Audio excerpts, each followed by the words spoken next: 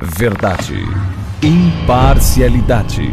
Começa agora o programa A Hora da Verdade. Apresentação: Carlos Frederico Gomes.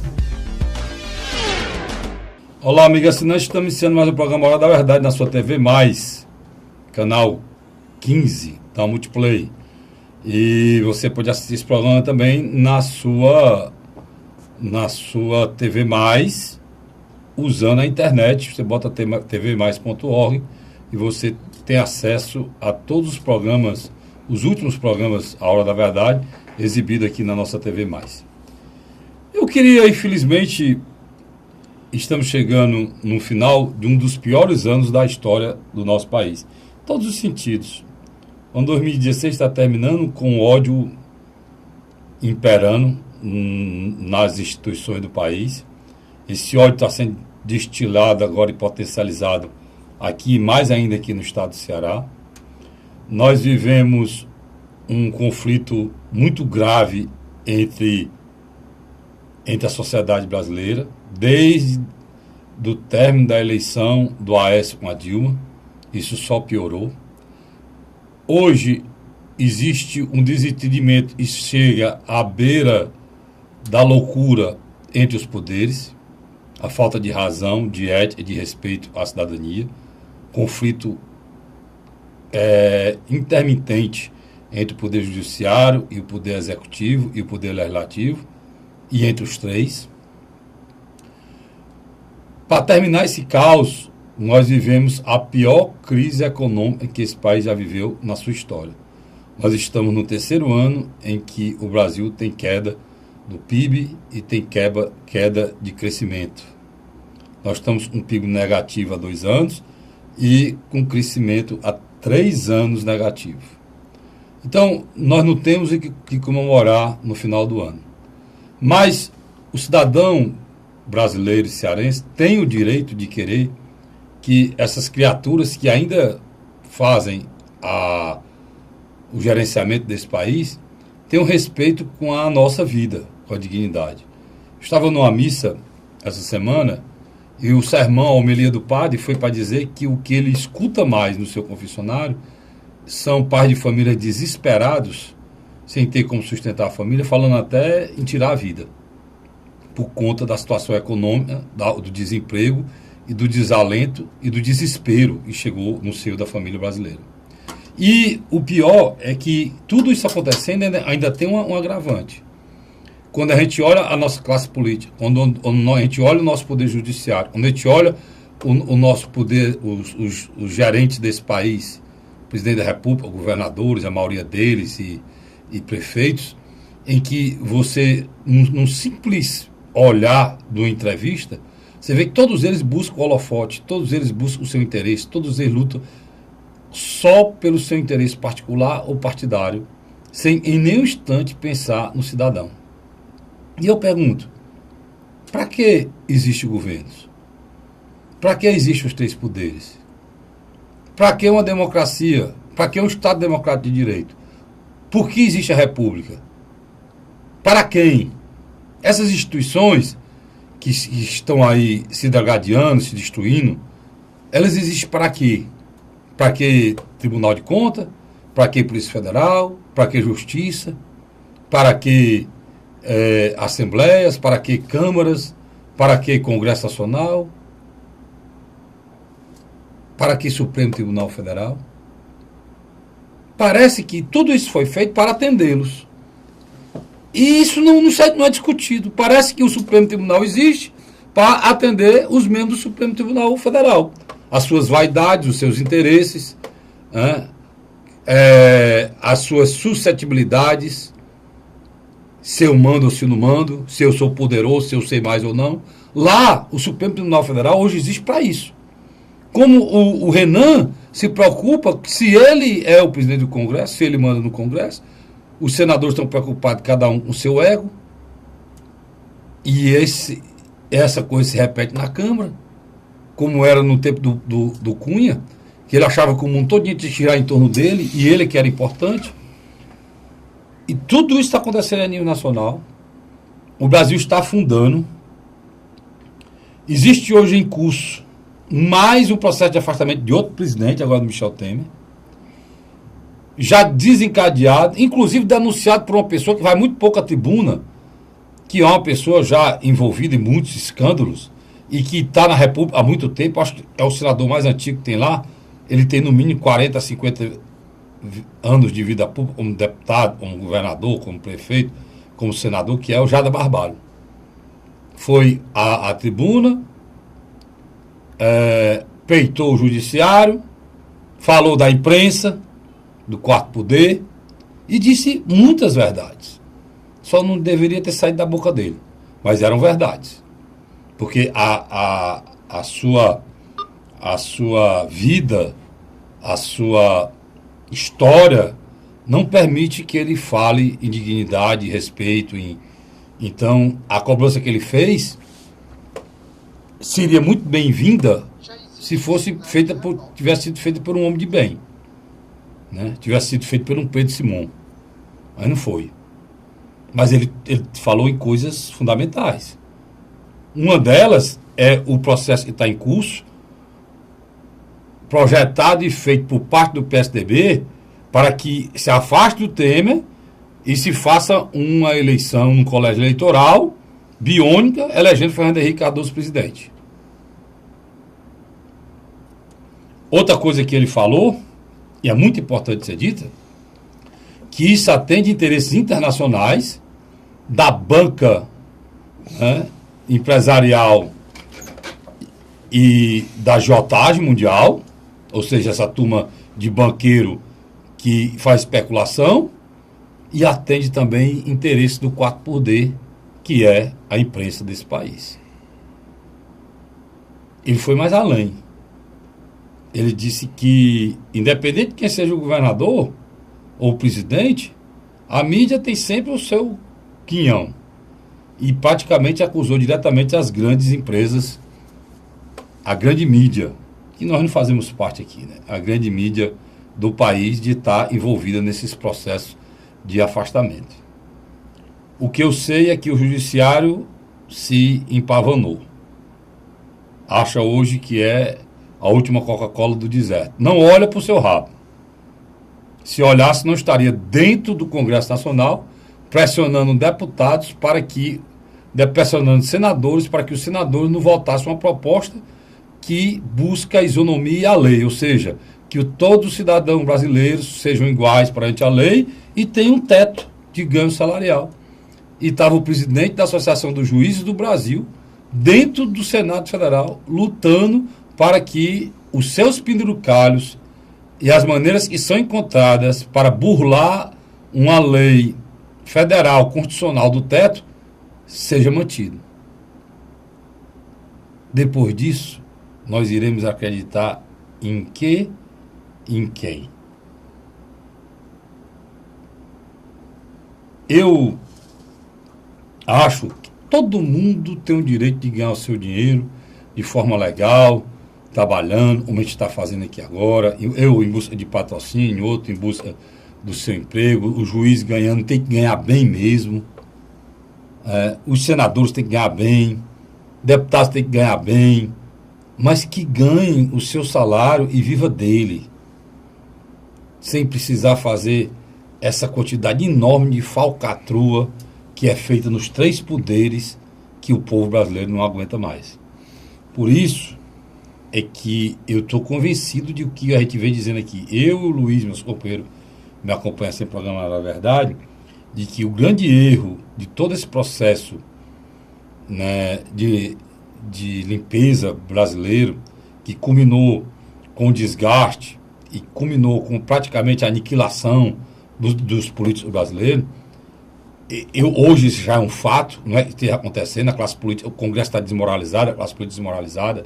Político hoje é sinal de cadeia, é sinal de prisão, é sinal de polícia.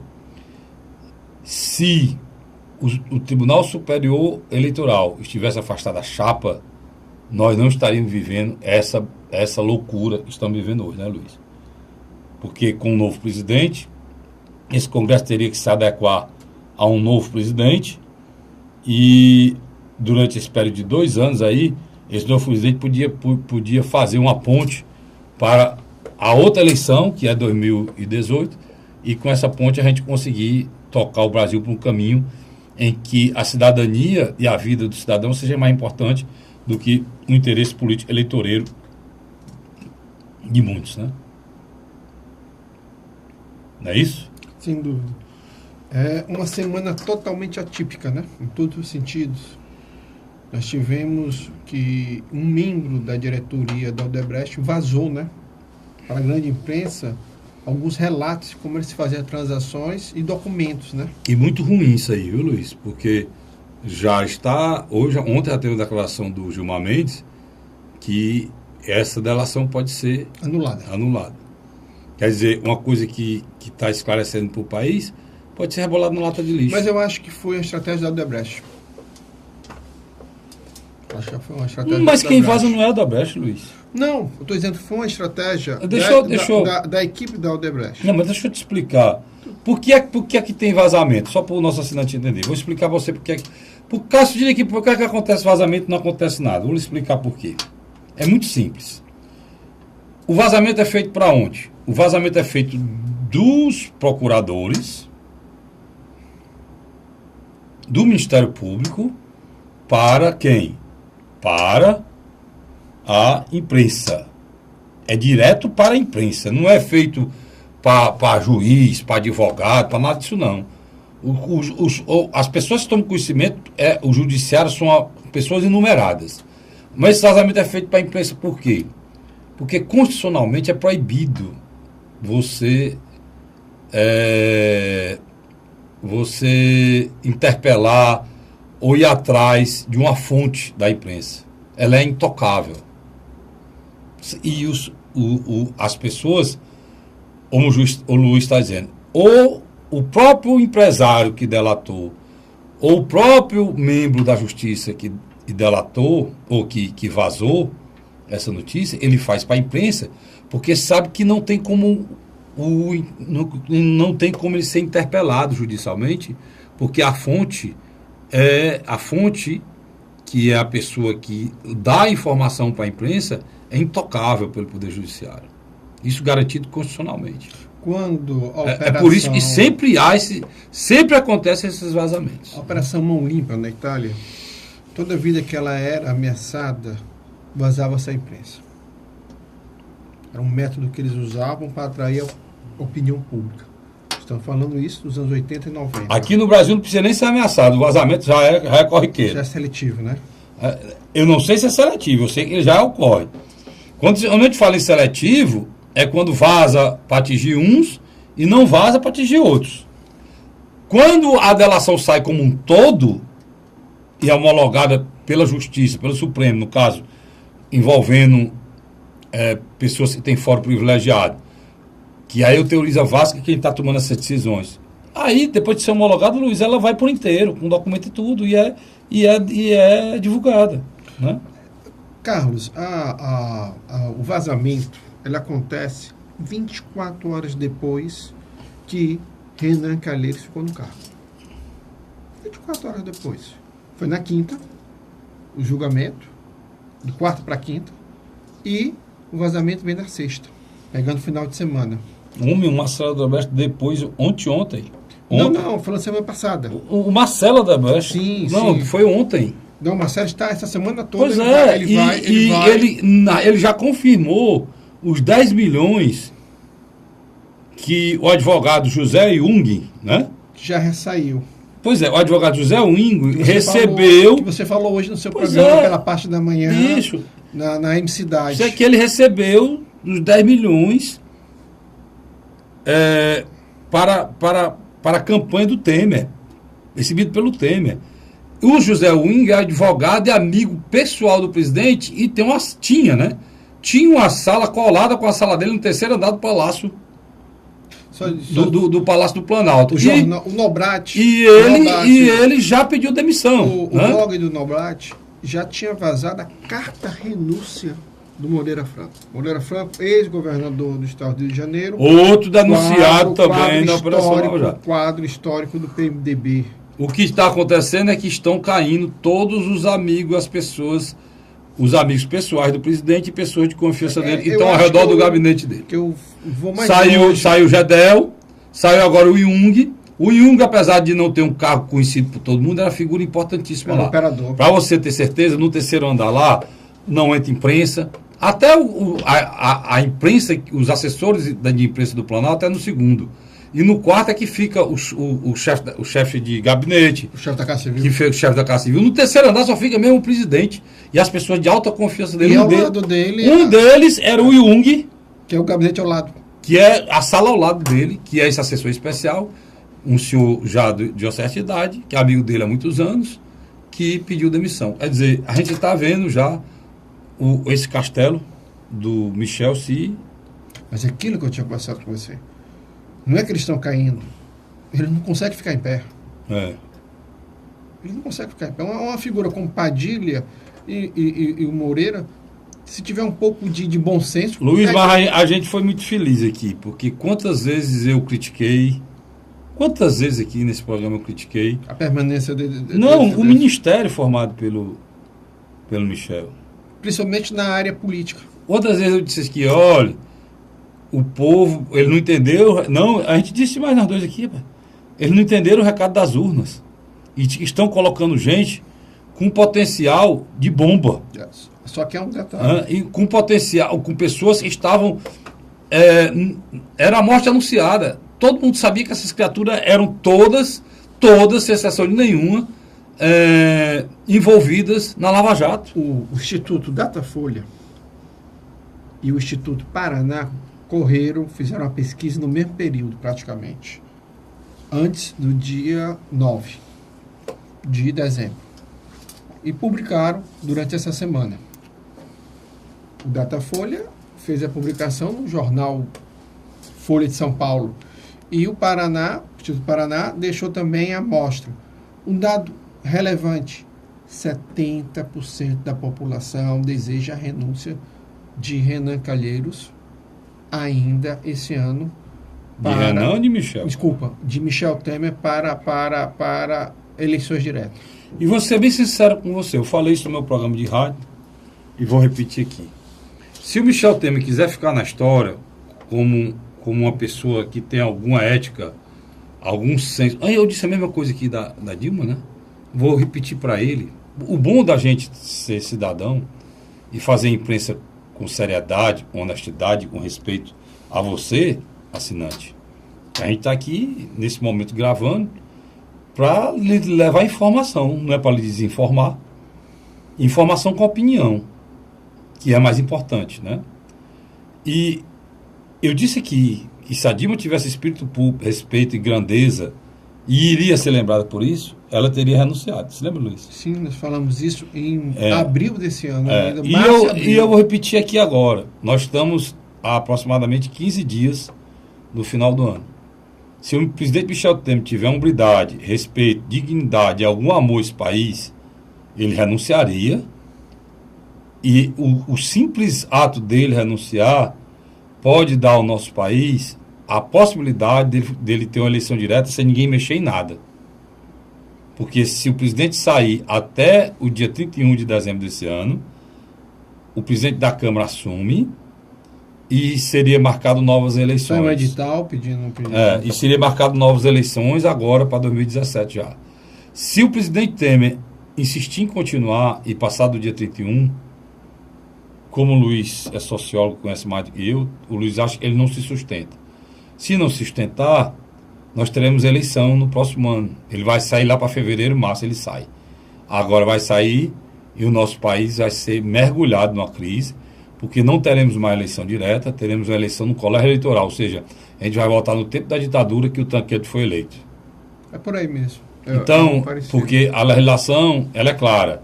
Até 2 anos do mandato, até a metade do mandato, se o presidente saiu, é eleição direta. Se for depois do 2º ano, a eleição é indireta. Aí o vice ou o presidente da Câmara assume. Quer dizer, a coisa está muito... A gente nota que o processo... Na vacância do presidente, assume o vice como aconteceu, o vice assume normal. Aí é constitucional, perfeito, não tem problema nenhum. O que não é normal, não é perfeito, é o presidente da Câmara virar presidente interino. Aí não pode. Aí se faz uma nova eleição. Quando isso ocorre até decorrido o segundo ano de mandato. Depois do segundo ano de mandato, acontece uma nova eleição, mas só que é uma eleição em caráter biônico, ou seja, uma escolha no colégio eleitoral, que nesse caso é o Congresso Nacional. Que coisa, né, rapaz? O que nós estamos discutindo, que ponto nós chegamos, né? Agora, você pode ter esperança que isso aconteça? Eu não tenho. Se fosse homens de um passado não tão longínquo, o Rio Grande do Sul fez um mal muito grande em não ter mandado o Pedro Simão para o Senado. Hoje é importante, não existe mais, os homens desse país não têm mais espírito público e nem ética. Eu vou para um rápido intervalo, volto já já. Nós vamos falar aqui do que está acontecendo na Assembleia. A Assembleia hoje, existe uma discussão lá de quanto pior, melhor. E eu mesmo fiquei muito decepcionado com pessoas que eu pensava que tinham espírito público, né? A gente está vendo hoje e que vale na política brasileira hoje é ódio, é fígado, é interesse pessoal. Vou para o rápido intervalo e volto já já. Sai daí não. A Hora da Verdade.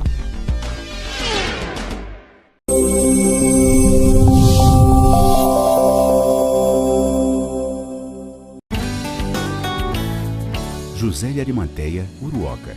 Acordo 8 horas, 9 horas, aí carrego o carro e vou lá pegar água. Aí sai distribuindo os comércios. Estrada dessa, ó, para gosto de você andar, ó. Você não gasta pneu, tem economia no bolso e anda rápido. Sertanejo pega uma estrada boa, fica feliz, fica contente. Assim como o trecho que liga Uruoca a Martinópole, o governo do Ceará está fazendo mais de 1.000 quilômetros de estradas mais importantes da vida de muita gente. Governo do Ceará.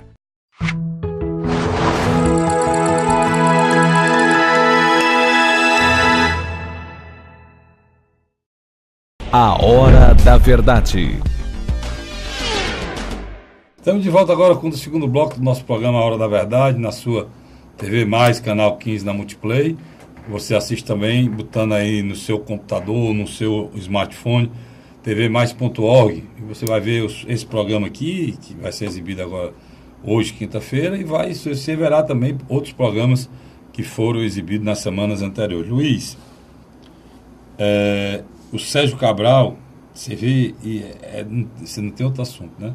O Sérgio Cabral, onde eu falar da Assembleia, o Sérgio Cabral foi indiciado, Luiz, por corrupção, lavagem de dinheiro e formação de quadrilha.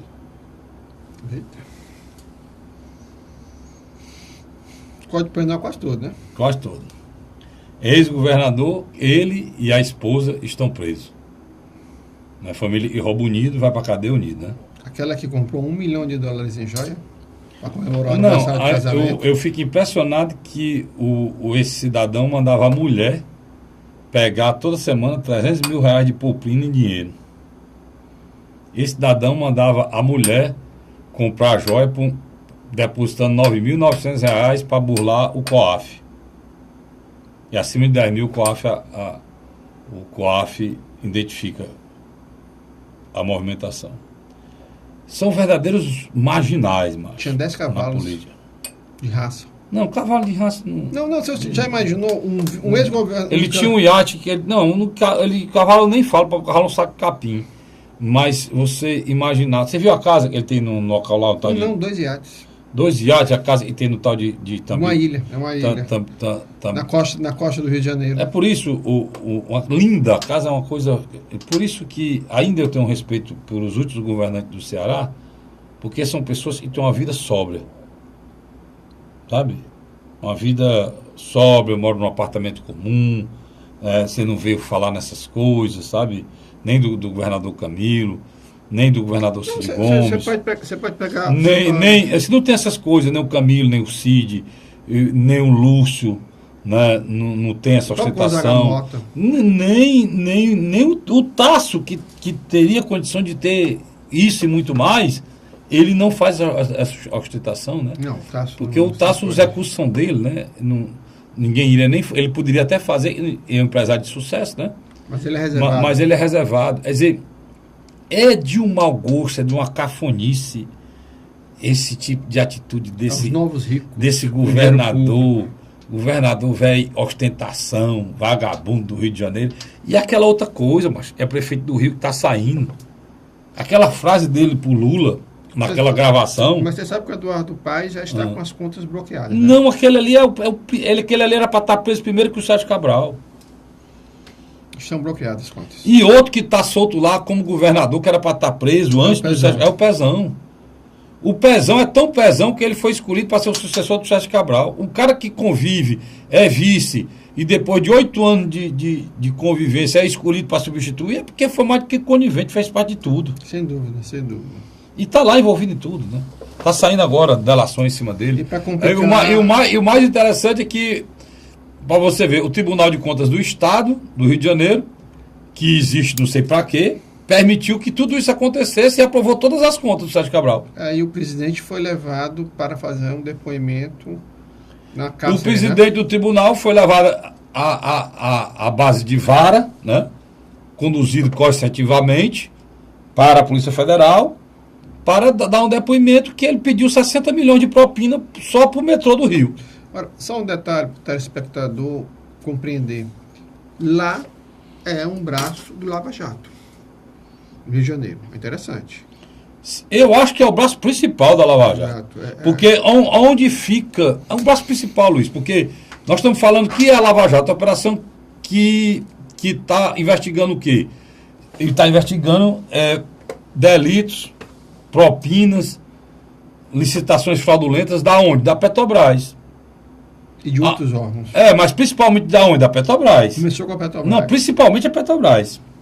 Porque já nos outros casos, são outros juízes, né? São outras varas. Por exemplo, a Receita Federal, tem aquela ali da Receita Federal, tem a outra. Então, principal, e 80% do petróleo desse país é lá da Bacia de Campos, é Rio de Janeiro, é Garotinha, é Sérgio Cabral, é Pezão. São essas criaturas que nojo a política brasileira. Outro inquérito já contra o ex-presidente Lula, né? Mais um, né? Mais um. Foi indiciar, foi pedido... História do terreno lá do Instituto Lula. Né? Não só do terreno, como a questão também dos caças. Do tráfico de influência lá do filho dele. Exato. Dos caças belgas lá. Essa discussão sobre a compra desses caças, a nossa Força Aérea, já tem mais de 10 anos, Carlos Frederico. Isso é absurdo. A PEC, só para a gente passar de uma vez para o Estado, não voltar para a União, a PEC 55 foi aprovada, que é a PEC do teto, e a gente precisa esclarecer algumas coisas, é importante esclarecer sobre isso, é o seguinte, a PEC 55 ela tem um interesse do governo, tem um interesse bom e um interesse ruim. Interesse bom é que os investidores internacionais que não fazem especulações, que investem, são empresários que investem aqui, né, ou empresas, emprego e tudo, esses empresários estão muito preocupados e até mesmo temerosos de investir no Brasil por conta da gastança desenfreada que foi feita no governo Dilma e quebrou o país. Total.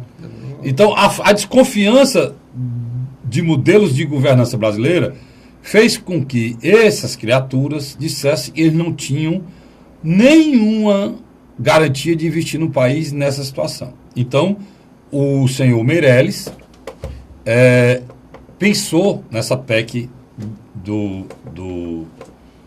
nessa PEC do teto de gasto público, coisa que eu acho estranha, porque o Brasil já tem uma lei de responsabilidade fiscal. Se ela fosse exercida como ela manda, isso a nível federal, isso não precisava acontecer. Os estados já são obrigados a fazer isso, e o município. Só que a União não. Então, foi inventada a PEC 55. Esse é o lado positivo. O lado positivo, ela foi aprovada e vamos ver se realmente aí vai servir para que grandes empresários, né, Luiz, que investem em fábricas, em construções, grandes parcerias, inclusive com governos federais, eles vêm ou não para o Brasil. Mas se vier, o lado negativo da PEC é que ela em vez de falar em corrente, como a PEC do Estado de Ceará, parecida, está sendo feita aqui, porque o Estado de Ceará, para poder ter os seus empréstimos liberados pelo governo federal, tem que submeter a mesma PEC, a nível federal, a nível estadual, por isso que ela foi delentada aqui na Assembleia, para que o Estado, que é um Estado diferente dos outros Estados, que é um Estado já numa situação boa, o Ceará é respeitado pela situação financeira dele, pela a solidez. Aqui já fizeram diferente e deixaram a saúde e a educação fora, dentro do patamar real, e ainda não estão falando em inflação, não. Estão falando em receita líquida do Estado. Ou seja, se aumentar a receita do Estado, se aumenta o gasto. Né? Se não aumentar, não aumenta o gasto. Coisa que não precisa botar em lei, que isso é o certo a ser feito. Voltando para o governo federal, a PEC 55 tem outro sentido. Aí aqui é o lado nefasto. Limitar os gastos do governo, limitar os gastos para a sociedade, limitar o gasto da saúde e da educação, mas em nenhum instante ela fala em limitar a transferência de recursos desse país de forma imoral para os banqueiros internacionais, que é a história do pagamento do juro da dívida, né, Luiz? Que é transferido anualmente mais de 500 bilhões, e em nenhum instante o seu Michel tocou nesse assunto, né? E o outro lado da PEC, que o Luiz vai comentar aqui, isso aqui já, é que a PEC, para a oposição, foi o grande mantra. A PEC deu para a oposição, e o Luiz vai me dizer se é verdade ou não, um mote para ela ir para a rua, para ela brigar, para ela quebrar, para tocar fogo, para desgastar o governo e tirou eles do poder, que apiou o PT do PD. E o PT pegou o mantra, foi a PEC 55, para ficar do lado do povo, para se colocar do lado do povo, que ele nunca esteve durante esses 14 anos, mas se coloca desse lado agora, como sendo os salvadores da pátria, contra uma PEC que dá dinheiro para banqueiro. E eles passaram 14 anos, Luiz, no poder, passando 500, 600 bilhões todo ano para os banqueiros. E se lembraram, e isso é errado fazer agora. Na grande realidade, a boa parte da população desaprovou. Por quê? Porque você olha, analisa.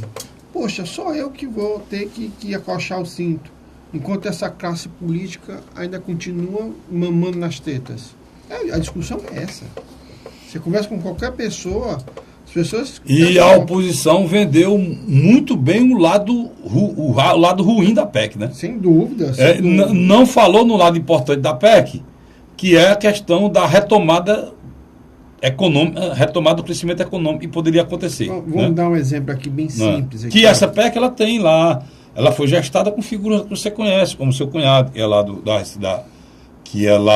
e o Meirelles e tal, o próprio seu cunhado, que é Mansueto de Almeida. Mansueto de Almeida, que é lá da Secretaria de Assuntos Econômicos do Ministério da Fazenda.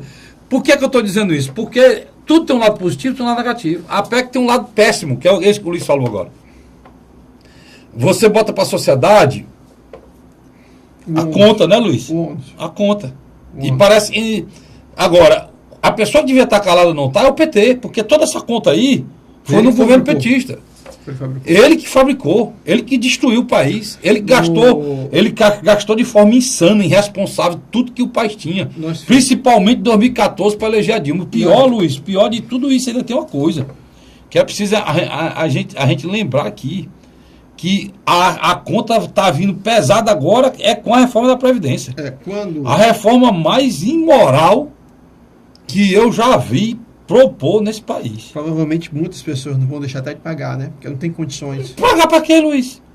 Para você se aposentar, pagar o... Rapaz, eles deviam dar o direito do cidadão, querer ou não, que seja retirado esse salário, esse porcentagem dele. É melhor deixar para o cara pagar uma privada.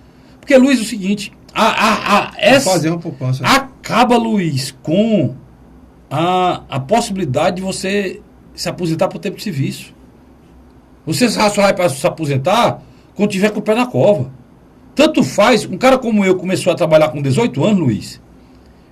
18, mais 20, Luiz, eu tenho o quê? 38. Né? Não é isso? 28, 38. Com mais 30, Luiz? 68. 48, né, macho? Não, mais 30 anos. 58. 58, né? Seria 30 anos, né? 30 anos não, tempo razoável. Sem dúvida. Para se aposentar com 58 anos, eu vou começar a trabalhar. Por que com essa idade? Porque eu, com 30 anos de trabalho, não vou me aposentar, não. E se me pergunta se com 40, Também não. Não existe essa proposta da Previdência, não existe uma aposentadoria por tempo de serviço. Não, você se aposenta. Você se aposenta com 49 anos de tempo de serviço se você começar a trabalhar com 15. 49, você tem que trabalhar 50 anos para poder se aposentar por tempo de serviço. Mas daí você já vai se aposentar com certeza por tempo, por idade, que é 65. Então, essa proposta acaba, Luiz, com a aposentadoria por tempo de serviço. E ela traz um outro problema mais sério. E mentirosa, né? Por exemplo, muita gente vai ter que se adequar e refazer as contas, né? Vai ter que refazer. Mentirosa, porque, rapidamente, isso é muito complexo, rapidamente aqui, ele diz que a Previdência deficitária é mentira. É mentira. O que é que se entende por Previdência? Previdência fazem parte da Previdência os contribuintes que trabalham e destinam um percentual do seu salário para um fundo, que é a fundo de previdência, para aposentar o cidadão, tá certo? Pronto. Então todo mundo... Então quem é que está enquadrado nisso? As pessoas do setor público e do setor privado que trabalham e pagam esse valor. O que é que acontece? Não. A Previdência do Brasil, Fundo Rural está dentro. Como é que o Fundo Rural está dentro? Como é que o Fundo Rural está dentro, Luiz? Se o Fundo Rural que foi feito na época da ditadura militar, que aposenta os trabalhadores rurais, e muito certo, por sinal, fizeram. Mas os trabalhadores rurais, Luiz, não contribuem. E essa conta entra na conta da Previdência. Então são milhares as pessoas que não contribuíram, que passaram a vida toda sem emprego fixo, e que passaram de 65 anos, a história da prestação continuada, elas estão nessa conta. Ganham salário e estão nessa conta. É como se você pegar também o Bolsa Família, que é um pagamento social, e botar nessa conta também. Aí você soma tudo isso, né? E bota como se fosse Previdência. Aí, meu amigo, esses caras que pagaram aqui, não dá para cobrir esse arrumo de gente não, né, Luiz? Além disso, ainda tem mais. Tem a história da DRU, que faz a desindexação, é como se tirasse o carimbo de verbas e impostos que são destinados a uma coisa, essa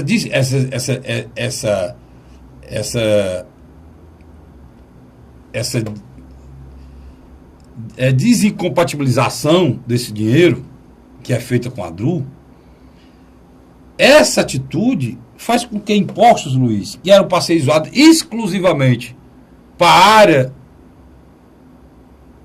para o caixa da Previdência, sejam usados em outras coisas, pelo governo. Então, essa história de déficit é mentiroso, mas de uma mentira deslavada. Mas atende a quê? Atende ao pensamento do Meirelles, que é o pensamento da banca internacional, que quer porque quer que se faça a teste do PEC e a reforma da Previdência e o Brasil passe a funcionar gerenciado pela banca internacional. E acabou-se. O Meirelles hoje ele é representante dessa banca, desses especuladores.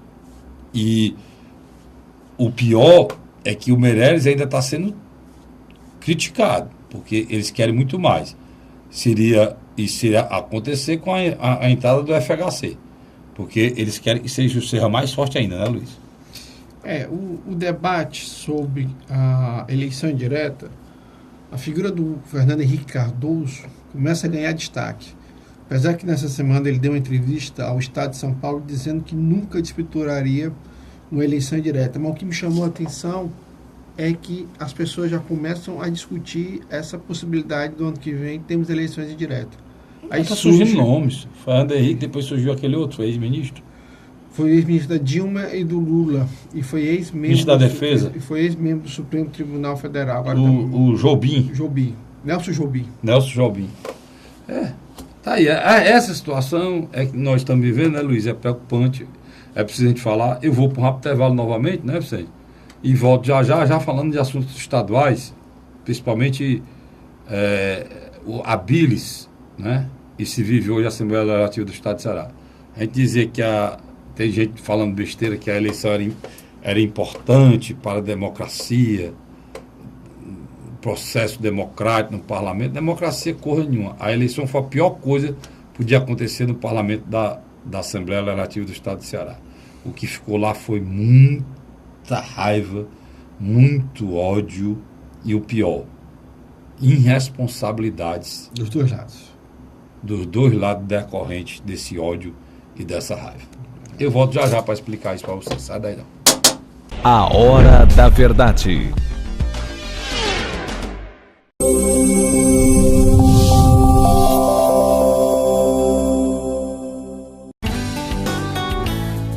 José de Arimateia, Uruoca. Acordo 8 horas, 9 horas, aí carrego o carro e vou lá pegar água. Aí sai distribuindo os comércios.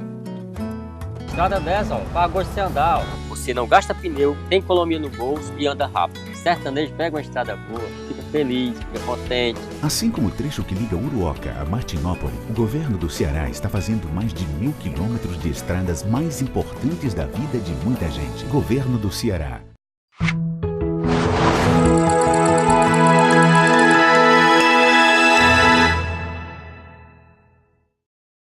A Hora da Verdade.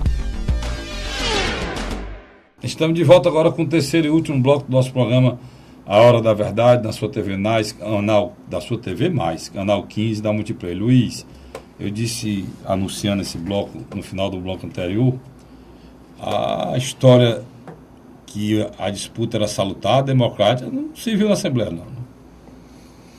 É interessante. Há 2 semanas atrás nós fizemos esse debate sobre a recondução de Zezinho Albuquerque ao 3º mandato. Tanto que quando terminou, você nota que o Zezinho faz um discurso de tentar recompor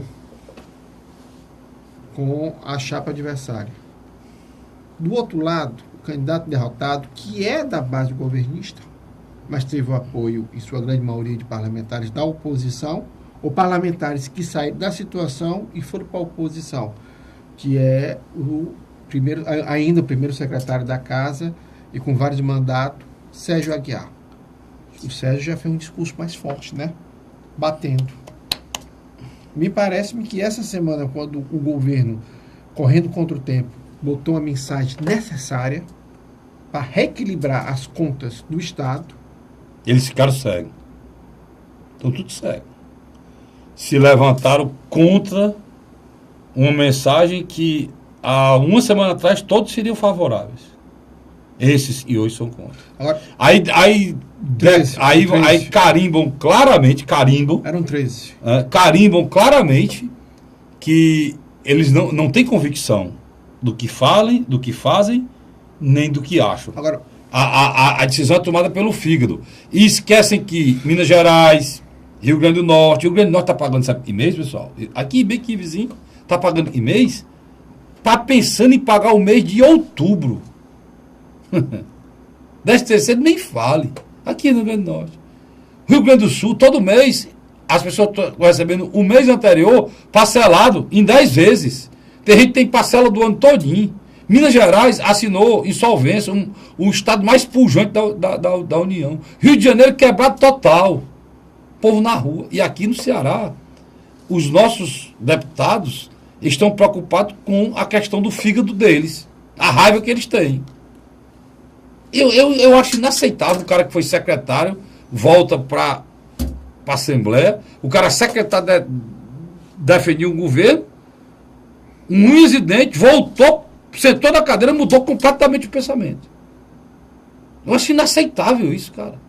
Eu até pedi ao Luiz, se eu marcar uma reunião lá na Assembleia, numa salinha daquela, chamar o deputado para você falar sobre ética, você que é sociólogo, dá uma aulinha sobre ética a eles, a importância da ética na vida pública, a importância da ética na governança, a importância da ética da cidadania. A ética da responsabilidade. Pois é.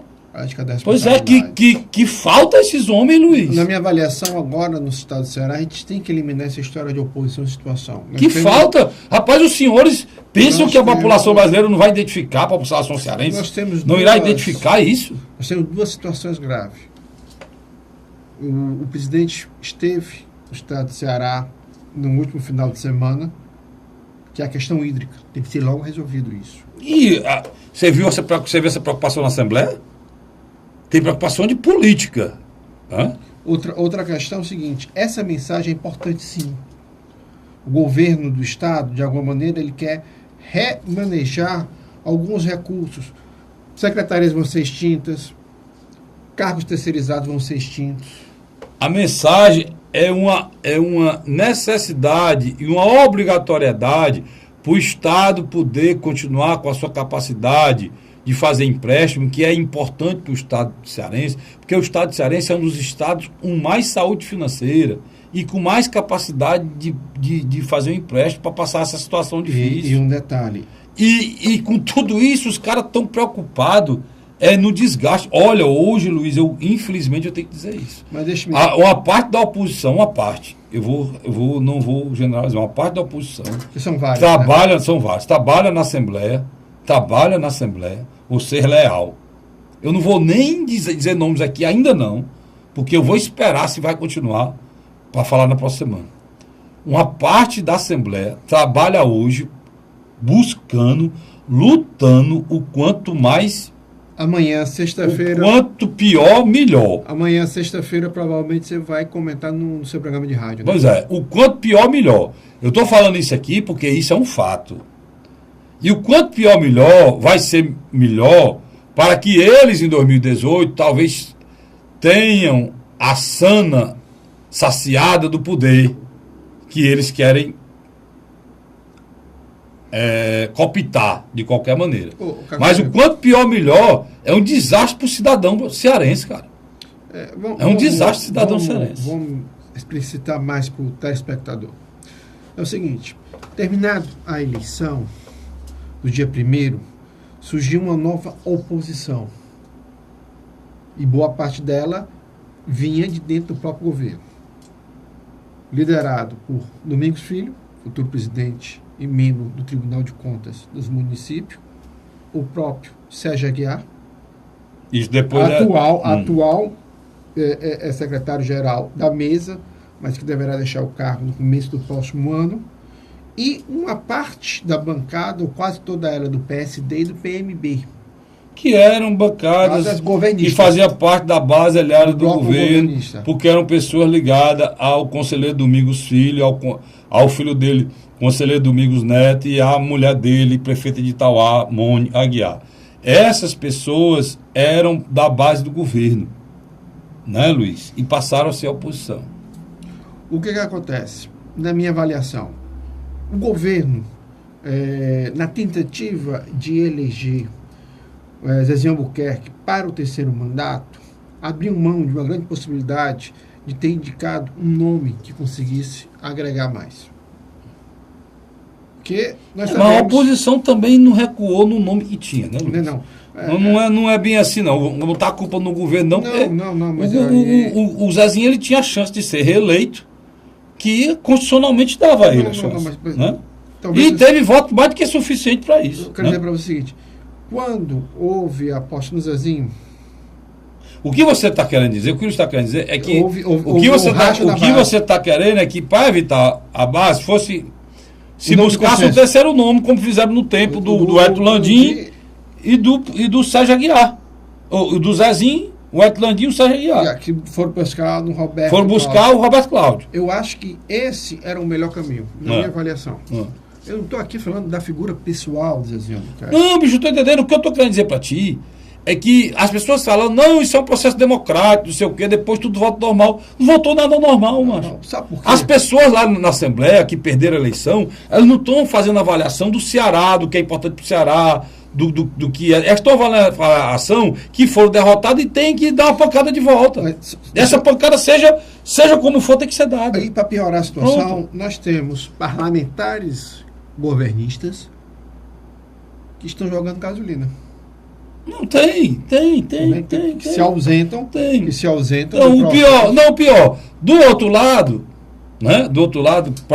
Para partir para cima dessa situação, dessa oposição desenfreada que está indo para cima da Assembleia, do Zezinho, vem uma proposta, né? Que é uma proposta natural, respeitável do Heitor, que é fundir o TCM. O Heitor fala essa história há muitos anos. Há mais de 10 anos. Como falava disso também o ex-deputado já falecido, Chimenez Filho.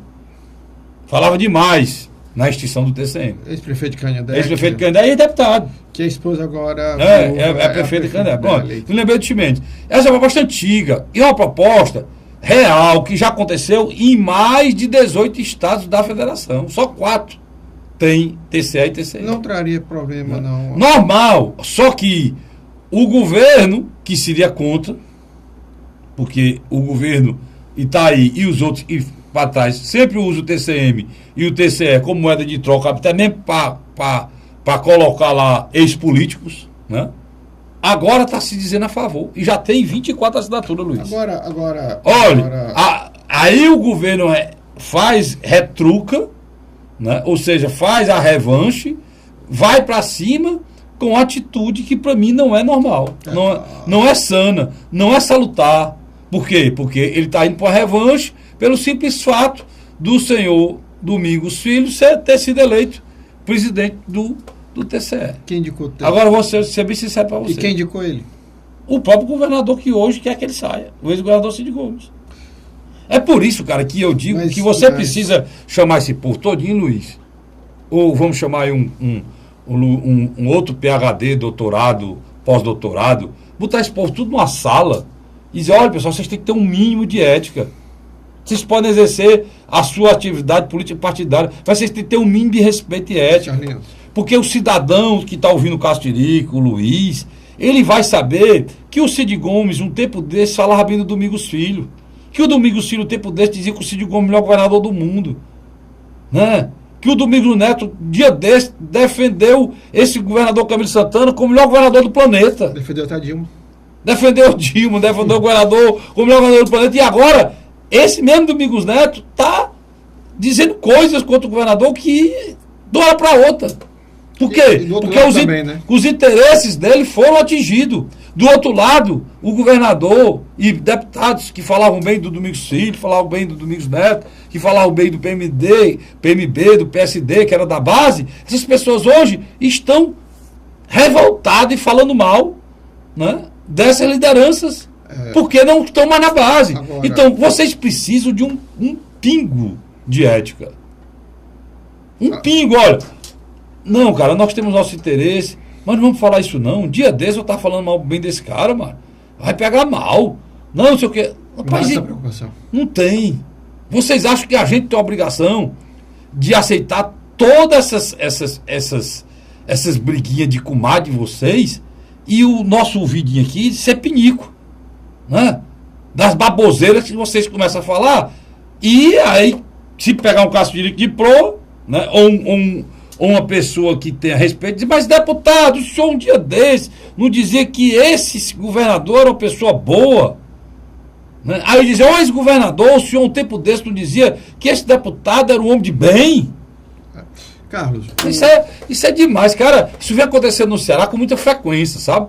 Então eu acho, aí fica, um chama o outro de arrogante e prepotente, e o outro tem as atitudes muito mais arrogantes e prepotentes do que está chamando o outro de arrogante e prepotente. E eu não sei quem é mais arrogante e mais prepotente nessa história. Parece uma Câmara Municipal do interior, né? Pronto, Luiz, pronto. Vocês estão reproduzindo uma cidade do interior pequena, em que dois lados brigam de uma forma...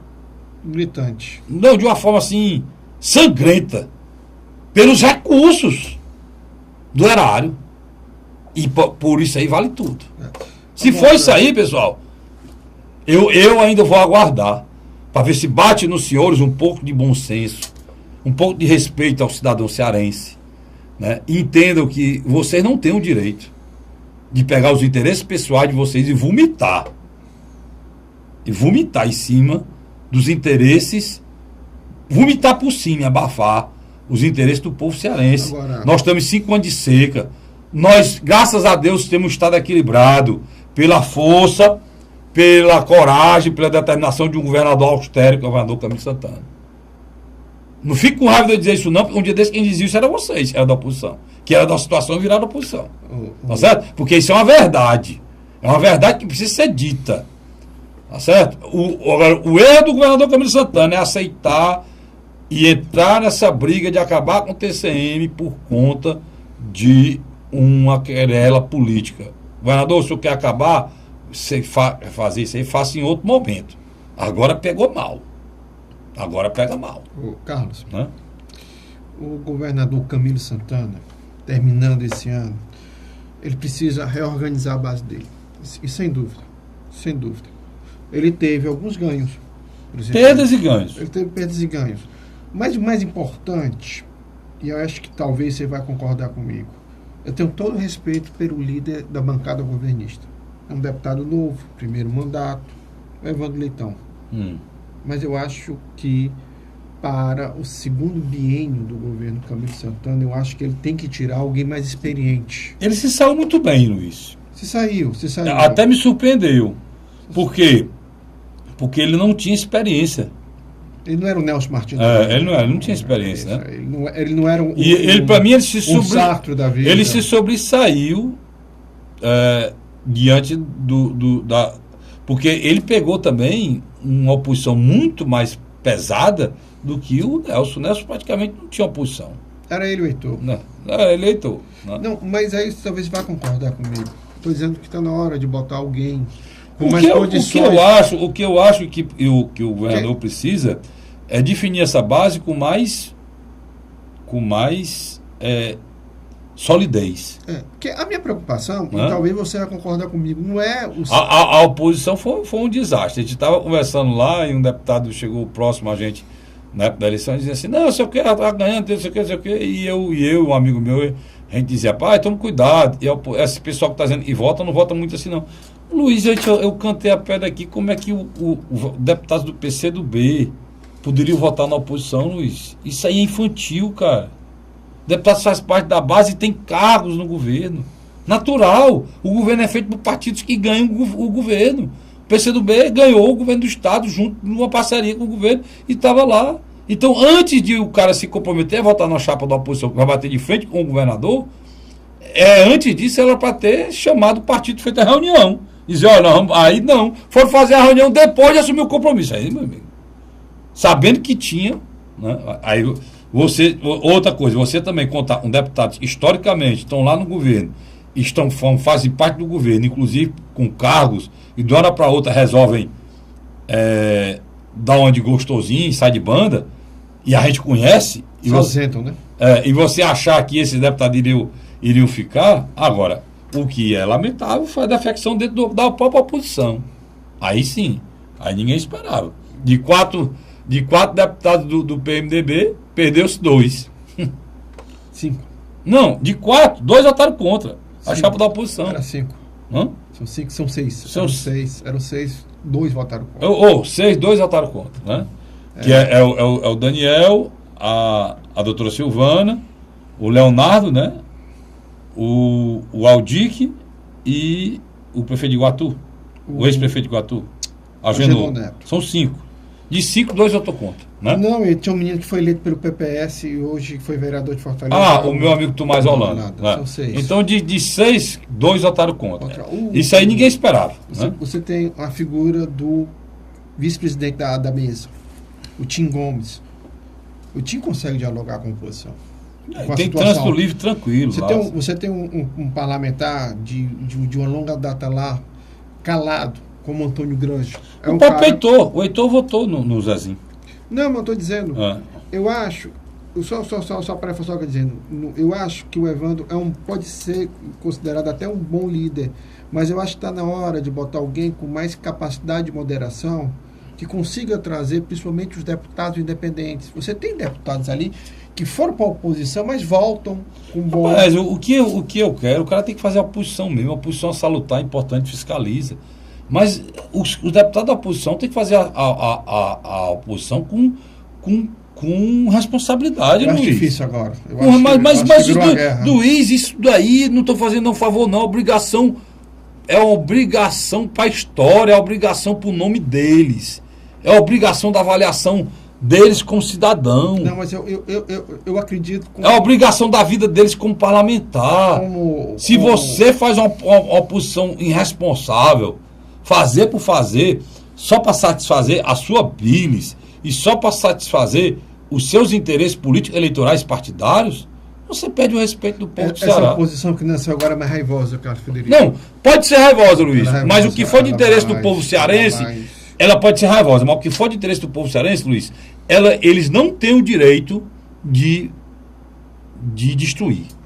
Não tem, porque eles foram eleitos para ajudar o povo cearense. Sabe? Não foi para ter posições tacanha contra o povo do estado de Ceará, não. Você quer um exemplo? E fiscalizar, correr atrás, denunciar roubo, façam.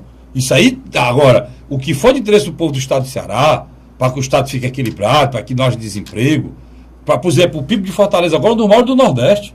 Por quê? Porque tem investimento. O Ceará tem grau de investimento, rapaz. Se o Ceará não investisse, se o governo do Ceará não investisse, o PIB do Ceará não era o que é, não. A crise aqui não é tão pequena, porque o Ceará é o terceiro estado da federação e em grau de investimento, rapaz. E isso vocês têm que deixar que o governador continue fazendo. Mas aí que eu acho, a figura do Camilo, ele é muito moderado. Tá entendendo? Então, e às vezes, aliados próximos deles radicalizam. Também não é bom. Mas se radicalizar, separa o que é importante, o joio do trigo. Pronto. É isso que eu estou querendo dizer. Aí, e aí terá o meu apoio, todos os deputados da oposição terão o meu apoio aqui. Porque o que a gente está falando aqui é o bem do Estado de Ceará, é o bem de vocês. Não citei nomes. Estou alertando aqui para que vocês não sejam mal vistos pelo povo do Ceará. Sem dúvida. Bote para pensar a cabeça, bote você na cabeça e pense, não, isso aqui é a favor do povo do Ceará, eu não posso votar contra. Obrigado a você, assinante. Obrigado, Luiz. Até a próxima semana, se Deus quiser. Com mais gente presa, né? Infelizmente.